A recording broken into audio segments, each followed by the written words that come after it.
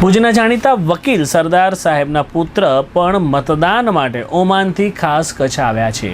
ચંચળ news સાથે વાત કરતા તેમણે મતદાન તેમની ફરજ છે અને તેના માટે તેઓ ખાસ વિદેશથી આવ્યા હોવાનું જણાવ્યું હતું। મારું નામ સીએમ સરદાર, પૂરે નામ બોલું તો ચિત્રકુમાર મહાવીર સિંહ સરદાર।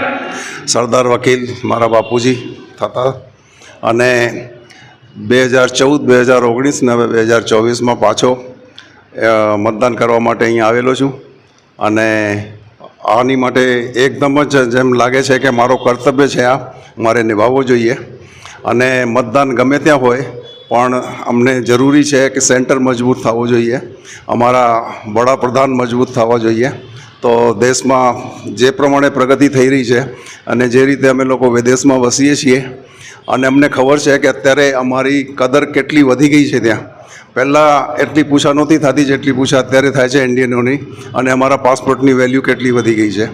એટલા લીધે અમારો ફરજ અને અમારો મેઇન મજબૂત કરવા માટે અહીંયાની સરકાર, અમારો ક્ષેત્ર, અમારા કચ્છને મજબૂત કરવા માટે ખાસ કરીને અહીંયા હું દર ફેરે આવું છું અને બીજાઓને પણ પ્રોત્સાહિત કરું છું। અને ઘણા જણ અહીંયા આવ્યા છે ને એ લોકોને એવી રીતે કર્યો છે કે વેકેશન એવી રીતે તમે લો, રજા એવી રીતે લો કે અહીંયા આવીને તમે લોકો વોટિંગ બી કરી શકો છો। એવી રીતે લગભગ 50 થી 60 જણા તો ખાલી મસ્કતથી જ આવેલા છે અહીંયા, ખાલી કચ્છ માટે, બાકી બીજે ઠેકાણે બી ગયા છે ગુજરાતના અલગ અલગ સ્ટેટોમાં। જ્યારે તમે આની વાત કરી ફ્લાઇટની, તો સૌથી મોટો તો અમને એમ હતો, અમારી ડિમાન્ડ તો એમ હતી કે ભુજ જ ઇન્ટરનેશનલ થવો જોઈએ, કારણ કે અહીંયાથી એટલા માણસો બહાર રહે છે કે એ લોકો અહીંયા જ સીધા પહોંચે, અહીંયા જ એ લોકોનું ઇમિગ્રેશન થાય, કસ્ટમ્સ થાય ને બધો થાય।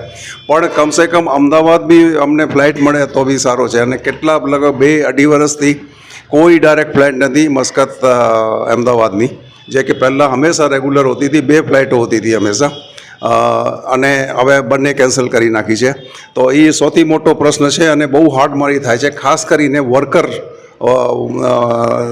લોકોને, કે જે લોકોને બિચારાઓને કંઈ ખબર નથી પડતી, કાં તો વિદેશી એરલાઇન્સો લેવી પડે છે, કાં પછી મુંબઈ કે દિલ્હી કે બીજે ઠેકાણે થઈને આવવું પડે છે।